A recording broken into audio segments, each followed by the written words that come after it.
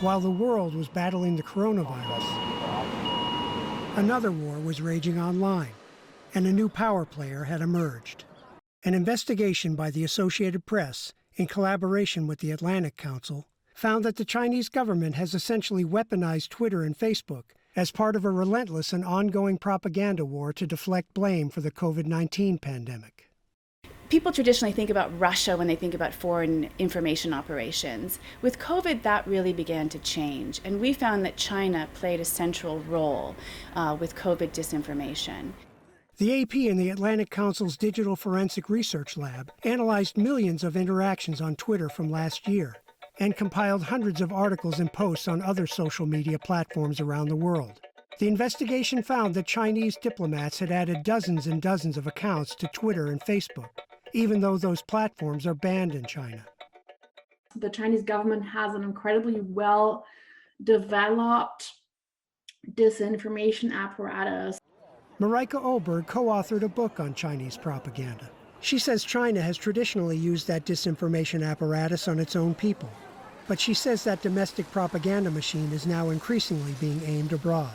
Western countries, for the first time, saw China engaging in this more what's known as Russian-style tactics of throwing mud and seeing what sticks. The AP and Atlantic Council researchers found that the Chinese government initially tried to tamp down on COVID conspiracy theories. When the China virus invaded our shores, but as former President Donald Trump, Republican members of Congress, and others continued to suggest that China had created and leaked the virus, Beijing fought back. Leading U.S. officials pushed forward these theories without presenting evidence to support their claims. And as those voices intensified, China then began to move from defense to offense and really double down on its claims that this virus was possibly created by the U.S. military. One key actor was Zhao Lijian, a spokesman for China's foreign ministry. Zhao suggested that the virus was created in a lab at Fort Detrick, Maryland, and brought to Wuhan in late 2019. Those tweets were amplified by tens of thousands of accounts around the world in dozens of languages, which together had tens of millions of followers. The virus was first identified in China, and the scientific consensus is that it was not manufactured. International researchers have traveled to Wuhan trying to pinpoint the pandemic's origin. But Oberg says China's tactics have been enough to muddy the waters. And that, to the Chinese government, at least in the international context, would be a win. In a detailed response to the AP, China's Ministry of Foreign Affairs said its diplomats have used social media like other diplomats to present facts and have been, quote, resolutely opposed to political manipulation through the epidemic. The statement goes on to say that China has always opposed the creation and spread of false information.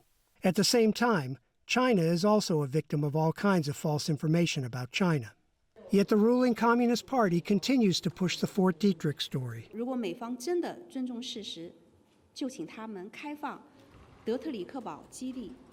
There were multiple polls which showed that by March, 1 in 3 to 1 in 4 people in a number of countries around the world believed that COVID was man-made and possibly created by a hostile foreign power.